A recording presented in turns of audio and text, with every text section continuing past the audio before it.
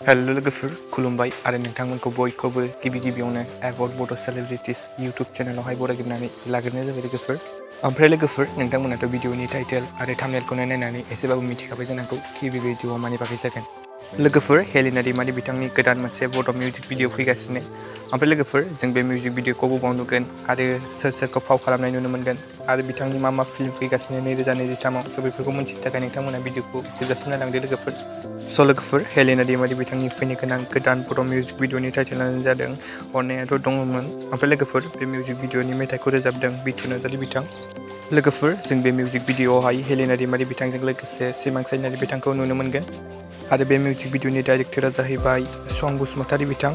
लोगोफोर जों बे मिउजिक भिडिअखौ लेहेर फिल्म प्रडाक्शन इउट्यूब चेनेलावहाय नुनो मोनगोन। स' लोगोफोर नायनो थाखाय एसे नेनानै थादो।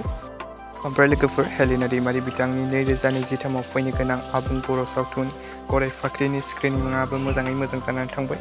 बे खौरांखौ बिथाङा गावनिनो ससियेल मिडियानि गेजेरजों फोरमायदों लोगोफोर।